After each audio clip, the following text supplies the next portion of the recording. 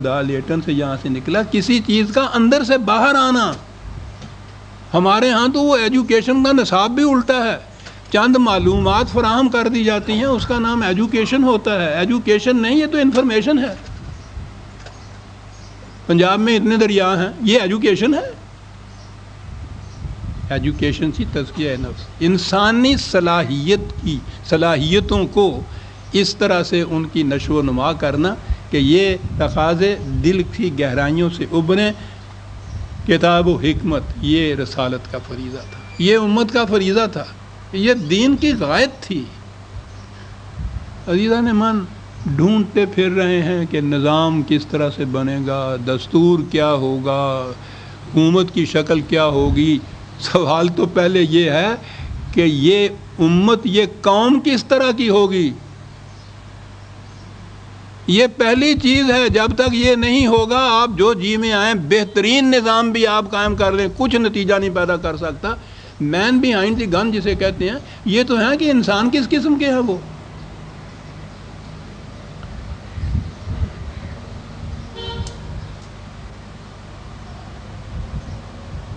جب یہ تشکیل پاکستان کے بعد ہم یہاں آئے ہیں تو اس بندہ ناچیز نے یہ چیز کی تھی. میں تو 10 سال رہا تھا اس تاریخ میں.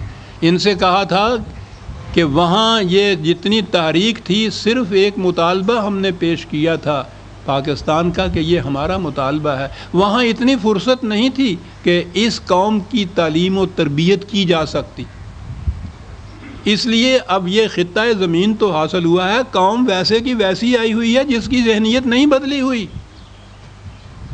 کرنے کا کام یہ ہے قرآن کے حکم اور اتباع سنت رسول اللہ صلی اللہ علیہ وسلم کے، ان کی تعلیم کا اس طرح انتظام کیا جائے کہ ان کا تزکیہ ہو جائے. جو موجودہ افراد ہیں قوم کے، ان کے ذمے تو یہ لگائیے کہ یہ اس ملک کی حفاظت کرتے رہیں، یہ خطہ زمین محفوظ رہے، یہ تو ان کے ذمے لگائیے. اور آنے والی نئی نسل جو ہے ان کی تعلیم کا، ان کی تربیت کا ایسا انتظام کیجئے کہ یہ مقاصد جو تھے اس خطہ زمین کو حاصل کرنے تھے، وہ ان کے دل کا تقاضا بن جائے. کسی نے اس کی طرف توجہ نہ دی. آخر الامر جا کے وہ ٹکرے مار کے مایوس ہو گئے. وہ میں نے آپ کو معلوم ہے وہ اسکیم اپنے کالج کی تیار کی کہ کم از کم چھوٹے سے پیمانے سے صحیح اس لائن کے اوپر میں کچھ ایک مثال تو قائم کر دوں. بدبختی ہماری وہ ادھر سے وہ اسکیم برآور ہونے کو آئی، ادھر سے وہ آرڈیننس نافذ ہو گیا کہ کوئی کالج بنایا ہی نہیں جا سکتا تھا. گاؤ خرد ہو گئی وہ اسکیم. اب تک وہ آرڈیننس نافذ ابھی تک. تو اب یہ جو کہتے ہیں نا کہ آوے کا آوا بگڑا ہوا ہے، ساری قوم کرپٹ ہو گئی ہے، کوئی اس میں خوبی باقی نہیں رہی، یہ ساری قوم کو اس طرح سے کہتے ہیں ہو گئی ہے. اور اس قوم کے ذریعے سے کچھ ایسا قانون دستور بنانا چاہتے ہیں کہ جو اس دنیا کو جنت بنا دے.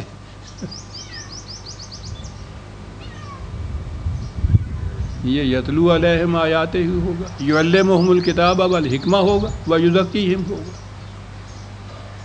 جب جا کے یہ ابن خطاب عمر فاروق بنے گا، ورنہ اگر یہ چیزیں نہ ہوتی تو وہ وہی عرب رہتے، پھر تو یہ چیز نہ بن سکتی جو ہمارے سامنے آئی ہے. اس لیے جسے کہتے ہیں نا کہ صاحب اتباع سنت بڑا ضروری ہے، لیکن وہ اتباع سنت کیا کہتے ہیں؟ میں ویسے نہیں کہہ رہا کسی کہ مسواک کی لمبائی اتنی ہونی چاہیے. اتباع سنت یہ ہے تعلیم کتاب و حکمت و تزکیہ نفوس. یہ کرو. حکم خداوندی بھی یہی ہے، اتباع سنت رسول اللہ صلی اللہ علیہ وسلم بھی یہی ہے. وَإِن كَانُوا مِن قَبْلُ لَفِي ضَلَالٍ مُبِينٍ. اس سے پیشتر تم گمراہی میں تھے، ایسی گمراہی جو دنیا دیکھتی تھی، ڈھونڈنا نہیں پڑنا تھا. پڑھ. یہ تو ہوا حضور کے سامنے جو مخاطب قوم تھی ان کے لیے، اور اس کے بعد وَآخَرِينَ مِنْهُمْ لَمَّا يَلْحَقُوا بِهِمْ. نبی اکرم صلی اللہ علیہ وسلم کی یہ نبوت حضور کی ذات تک، اولی قوم تک ہی محدود نہیں تھی. للناس حضور رسول تھے نوع انسانی کے لیے. للناس یہ کتاب تھی پوری انسانیت کے لیے. ابدی طور پر قیامت تک کے لیے آنے والے انسانوں کے لیے یہ کتاب تھی، اور یہی اتباع رسالت میں جو طریقہ اختیار کیا گیا تھا یہ آگے چلنا تھا پوری انسانیت کے لیے۔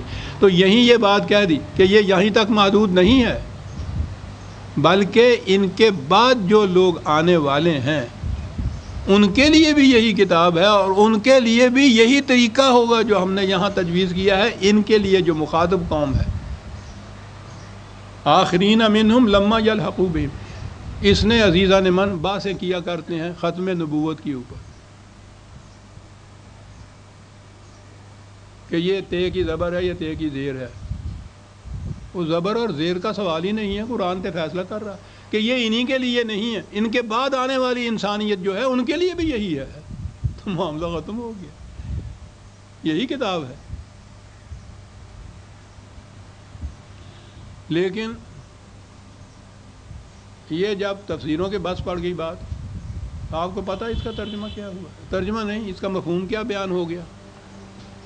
قیامت تک کے انسان یہ تھا قرآن نے جو کہا، بعد میں جتنے آنے والے بعد میں ہیں ان کے لیے بھی یہی ہے نصاب، یہی ہے کتاب، یہی ہے نبوت، یہی ہے رسالت۔ اب آگے شان نزول انہوں نے پیدا کیا ہے، ایک وہ بڑی سازش ہے، وہ قرآن کے ابدی عالمگیر حقائق کو محدود کر دینا، کسی خاص واقعہ کے ساتھ مختص کر دینا کہ یہ وہیں تک تھا، بس وہ واقعہ ہو چکا، معاملہ بھی یہ ختم ہو گیا، قرآن کی آدھا پھوگ رہ گئی باقی۔ یہ میں کیا کیا عرض کروں کہ کس کس قسم کی یہ سازشیں ہوئی ہیں۔ اس کے شان نزول ہو گئے۔ قرآن کی آیت تھی کہ قیامت تک کے لیے یہ نبوت اور رسالت باقی رہے گی، شان نزول آئی۔ بخاری کی حدیث میں ہے کہ جب یہ آیت نازل ہوئی تو صحابہ نے پوچھا کہ حضور یہ کون سی قوم ہوگی جو بعد میں کہی گئی آنے والی ہے، کوئی خاص قوم؟ آپ نے اس کو ٹال دیا۔ پھر اس کے بعد دوبارہ پوچھا گیا، آپ ذرا سی حجاب برتا۔ پھر پوچھا گیا، جب اصرار کیا گیا تو حضرت سلمان پارسی بیٹھے ہوئے تھے فارس کے، آپ نے ان کے مونڈے پہ ہاتھ رکھا اور کہا کہ یہ ان کی قوم ہے۔ اور نظر آتا ہے کہ ایرانیوں نے اپنے لیے یہ شان نزول وضع کی۔ اب عرب کے بعد گویا ان کے سکسیسر یہ ایرانی ہوں گے ساتھ۔ سند قرآن کی آیت اور رسول اللہ کی تفسیر، غور فرمایا آپ نے کہ انہوں نے جو کچھ آ کر پھر ایرانیوں نے اس دور کے ایرانیوں نے عباسیوں کے دور میں جس طرح سے آپ کے اس اسلام کے حصے بکھرے کیے ہیں، جس طرح سے مسخ کیا ہے، نیا ایک اسلام انہوں نے انٹروڈیوس کیا ہے، اس کے لیے سند کیا تھی؟ سند یہ تھی کہ رسول اللہ صلی اللہ علیہ وسلم نے فرمایا تھا کہ عرب کے بعد یہ ایرانی ہیں جو اسلام کو سنبھالیں گے۔ تو وہ عرب پہلے ہو گئے حضور کے مخاطب، بعد میں لما یلحقوا بہم میں ہو گئے ایرانی، اور باقی ساری دنیا جتنی بھی ہے وہ پھر ضلال مبین میں ہی رہی۔ ان کے لیے تو پھر قرآن رہا ہی نا اس تفسیر کے بعد۔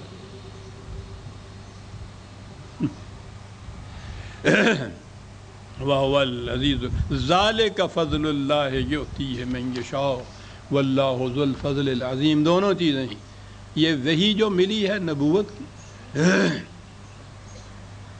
نبی کو وحی کا ملنا صرف خدا کے فضل پہ منحصر ہے، یہ اس کا اپنا حاصل کردہ تحصیل کردہ نہیں ہوتا، اکتسابی علم نہیں ہوتا، اپنی محنت سے پانی پیوں گا، اکتسابی نہیں ہوتا۔ یہ نبوت خالصتاً وحبی ہے، خدا کی طرف سے یہ ملتی ہے۔ ایک تو یہ ہے کہ یہ نبوت کا ملنا رسول کو یہ تھا فضل، اور پھر یہ کہ یہ جو رسول ملا ہے اس امت کو، یا یہ جو نظام ہے اس رسالت کا، یہ خود پھر اس امت کے لیے، انسانیت کے لیے بھی فضل خداوندی ہے کہ اس نے طریقہ بتا دیا۔ یہ اس رسول کے متعلق دوسری جگہ ہے وہاں قد من اللہ علی المومنین، یہ احسان خداوندی ہے مومنوں کے اوپر کہ ان میں اس جیسا رسول بھیج دیا۔